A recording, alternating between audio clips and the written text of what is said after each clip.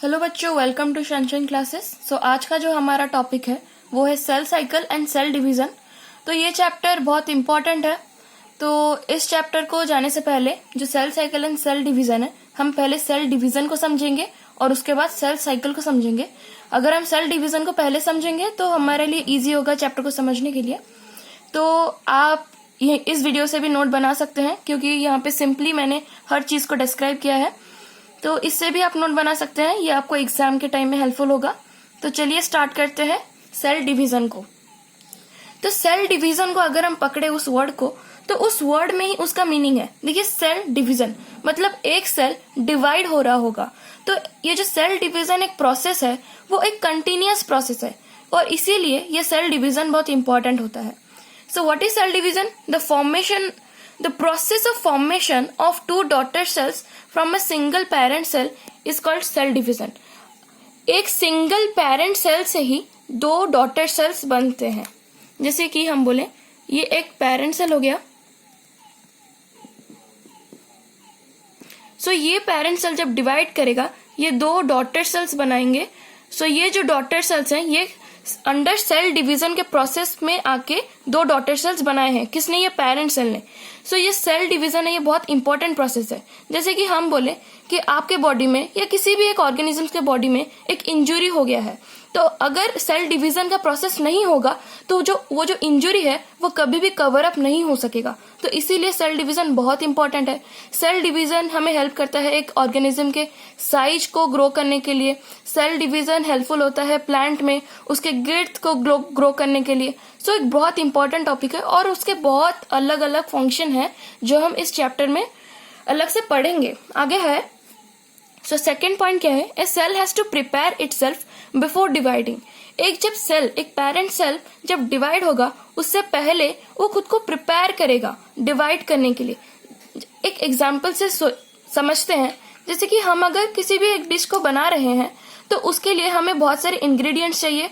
तो उसे बनाने से पहले हम प्रिपेयर करेंगे, उस डिश को बनाने से पहले हम प्रिपेयर करेंगे। उसी तरह जब एक सेल डिवाइड होगा, तो डिवाइड करने से पहले खुद को प्रिपेयर करेगा और फिर डिवाइड होगा। सो वो जो preparatory phase and divisional phase together are called cell cycle. जो प्रिपेरेटरी फेज है, मतलब वो वाला फेज जिसमें सेल खुद को प्रिपेयर कर रहा होगा, डिवीजन के पहले वाला फेज, और जो डिवीजन का फेज, वो दोनों को अगर हम मिला ले तो वो हो जाएगा सेल साइकिल। सो जो ड्यूरेशन ऑफ सेल डिवीजन है वो अलग अलग होता है, मतलब हर एक ऑर्गेनिज्म के लिए वो अलग अलग होता है। जैसे कि अगर हम ह्यूमन सेल के बारे में बात करें तो अप्रोक्सीमेटली 24 आवर्स लेता है। ईस्ट के बारे में 90 मिनट्स, ई कॉलाई में 20 मिनट्स। ये वेरी करता है अकॉर्डिंग टू ऑर्गेनिज्म। तो जो सेल साइकिल है, हम बेसिकली इस चैप्टर में सेल साइकिल के बारे में ही पूरे डेप्थ में पढ़ेंगे, क्योंकि एनसीईआरटी में सेल साइकिल को ही बहुत अच्छे से मतलब एक्सप्लेन किया है। तो 11th के लिए उतना ही सफिशिएंट है। तो सेल साइकिल को अगर हम डिवाइड करेंगे तो उसका दो फेज होता है। एक होता है इंटरफेज और एक होता है माइटोटिक और डिविजनल फेज। ये जो इंटरफेज होता है, मैंने आपको बोला कि जो cell has to prepare itself before dividing. एक सब सेल डिवाइड करेगा तो उससे पहले वो खुद को प्रिपेयर करेगा डिवीजन से पहले। तो वो जो प्रिपेरेटरी फेज होता है वही होता है इंटरफेज, और इसीलिए इंटरफेज को हम रेस्टिंग फेज भी बोलते हैं। और जो एक्चुअल डिविजनल फेज होता है वो होता है माइटोटिक, और माइटोटिक फेज और डिविजनल फेज सिंपली। सो चलिए आते हैं इंटरफेज के ऊपर। So in this phase the cell prepare itself for division. ठीक है, तो इस सेल में सेल पहले खुद को जो डिवाइड करने से पहले वो खुद को प्रिपेयर करेगा। ठीक है, it takes about 95% of the total cell cycle. अगर हम पूरे सेल साइकिल को 100% मान ले, तो जो दोनों फेज में से इंटरफेज 95% कवर अप करेगा। ये बहुत इंपॉर्टेंट फेज होता है। इंटरफेज भी फर्दर डिवाइड होता है 3 बेसिक फेज में। तो चलिए देखते हैं। सो ह्यूमन बीइंग में अगर हम कंपेयर करें तो duration of cell division is what 24 hours, but उसमें से 23 आवर्स होता है इंटरफेज का, और जो 1 आवर होता है वो होता है माइटोटिक और डिविजनल फेज का। सो ये जो इंटरफेज है, ये फिर further it is divided into 3 सब फेजेस। जैसे कि फर्स्ट हो गया G1 फेज, फिर S फेज और फिर G2 फेज।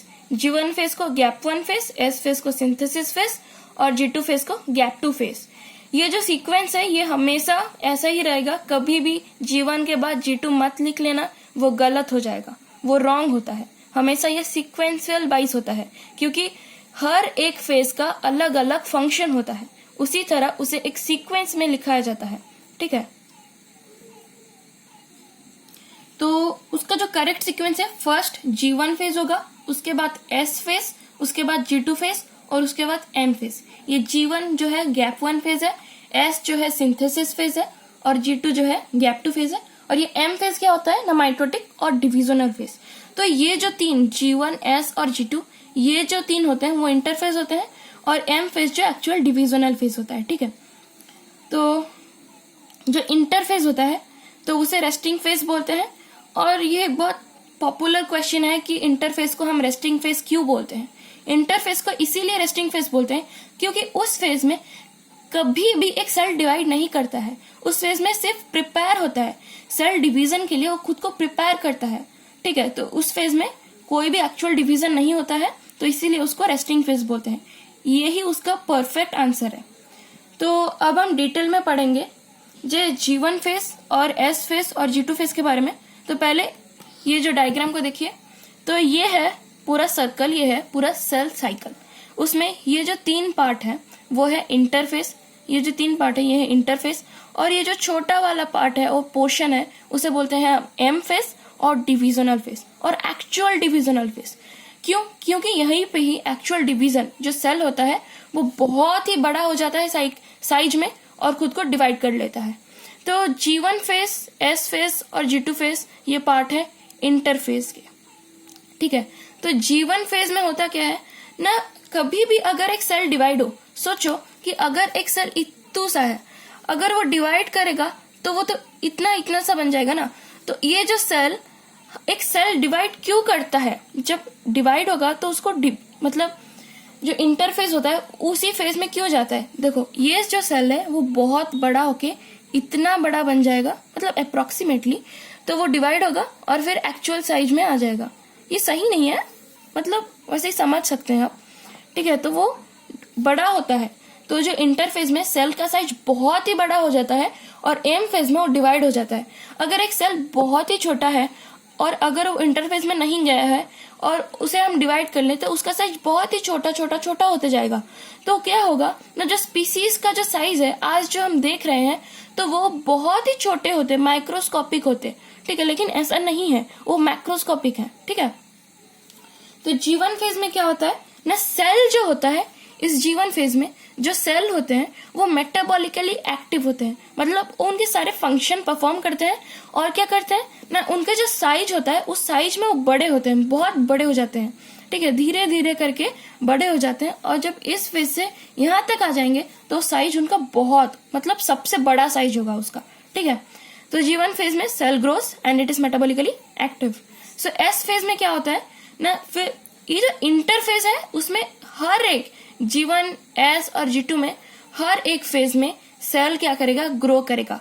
ठीक है, तो S फेज में भी cell grows and DNA doubles, जो DNA है वो डबल हो जाता है और इस प्रोसेस को हम बोलते हैं DNA रेप्लिकेशन। लेकिन ये बहुत इंपॉर्टेंट क्वेश्चन है कि क्या हमेशा DNA डबल होता है? हाँ, हमेशा DNA डबल होता है, लेकिन क्रोमोसोम्स कभी भी डबल नहीं होते। क्रोमोसोम्स का जो नंबर है वो हमेशा सेम होता है। ये एक बहुत इंपॉर्टेंट पॉइंट है।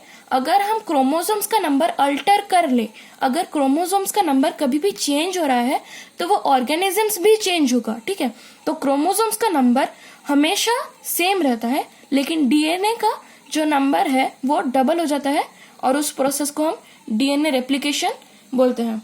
तो in animal cells centriole doubles, जो सेंट्रियोल्स होते हैं वो प्रेजेंट होते हैं एनिमल सेल्स में और वो भी डबल हो जाते हैं। किस लिए डबल होते हैं? जब हम प्रॉपर M फेज में जाएंगे तो आपको पता चल जाएगा कि सेंट्रियोल क्यों डबल होते हैं। तो S फेज में cell grows, DNA doubles, number of chromosomes remain same. ये इंपॉर्टेंट है, इसको नोट कर लेना अच्छे से। और in animal cell centriole doubles. तो अब जो लास्ट फेज है इंटरफेज का वो है G2 फेज। सो G2 फेज में भी ऑब्वियसली सेल ग्रो करेगा, उसका साइज को बहुत ज्यादा इंक्रीज करेगा। और क्या होगा, यहाँ पे एक इम्पॉर्टेंट चीज होता है जो कि प्रोटीन एंजाइम्स जो रिक्वायर है required which are required for M phase, जो चाहिए एम फेज के लिए चाहिए, वो क्या करते हैं, सिंथेसाइज होता है G2 फेज में, ठीक है। तो ये इंपॉर्टेंट फेज होता है। अगर ये प्रोटीन्स और एंजाइम सिंथेसाइज नहीं होंगे तो एम फेज में जो प्रॉपर डिवीजन होगा उसमें गड़बड़ होगा, तो इसीलिए प्रोटीन्स एंजाइम सिंथेसिस होते हैं G2 फेज में। तो इतना था हमारा इंटरफेज का। सो आज के इस वीडियो में हम सिर्फ इंटरफेज ही कवर अप कर पाए हैं। तो नेक्स्ट वीडियो में हम सेल साइकिल के एम फेज के अंदर जाएंगे और M phase further karyokinesis, cytokinesis में डिवाइड है और उनके भी सब फेजेस हैं। तो आज के लिए इतना ही। So thank you.